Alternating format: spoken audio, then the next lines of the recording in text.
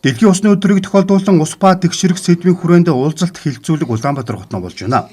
Хилцүүлгийг байгаль орчин урамсгалын өөрчлөлтийн яам, усны газар, нэгдсэн үндэсний байгууллагын хүүхдийн сантай хамтран зохион байгуулж, төр олон улсын байгууллага, хувийн хвшил, судлаачид оролцлоо. Усны газрын даргын илтгэлд нийслэлд 210 м дутамд нэг худаг байгаа нь сэтгэл түгшээж байгааг дурдаад үүнийг зогсоох ёстойг хэллээ. Өөрөөр хэлбэл нийслэлийн хэмжээнд 81572 худаг байна. Тэгвэл улсын хэмжээнд 6932 гол мөрөн, 4732 нуур тойром, 15165 булаг шанд, 645 аршаан, 350 усны сан хөв цөөрөн байгааг судалгаанд дурджээ.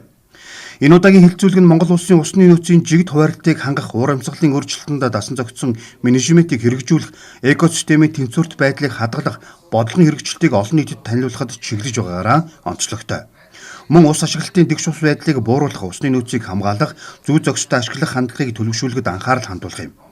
Усны нөөцийн доктортой байдлыг хангах нь зөвхөн байгаль орчны асуудал бус нийгэм эдийн засгийн хөгжлийн суур нөхцөл юм. Үүний хүрээнд экосистемийн тэнцвэрт байдлыг хадгалах, цөжилтийг сааруулах, усны нөөцийг бүс нутгийн онцлогт нийцүүлэн жигд хуваарлах нь чухал юм. Ялангуяа говь тал хэрийн бүсийн ус хангамжийг сайжруулах, хот суурин газрын усны хэрэгцээг доктортой хангахын тулд усны хуримтлал бий болгох, усны нөөцийг дахин ашиглах бодлого шийдлүүдийг эрчимжүүлэх шаардлагатай байгааг албаныхан зохион тэмдэглэжүүлээ. Дэлхийн усны өдрийг жил бүрийн 3 дугаар сарын 22-ны өдөр тэмдэглэдэг. Энэ удаа ус ба тэгшэрх урайг дэвшүүлжээ. Энэхүү урай нь хүн бүр усны нөөцөд тэгш хүртээмжтэй байх, усны нөөцийг шударга үр ашигтай удирдах шаардлагатайг онцолж байна.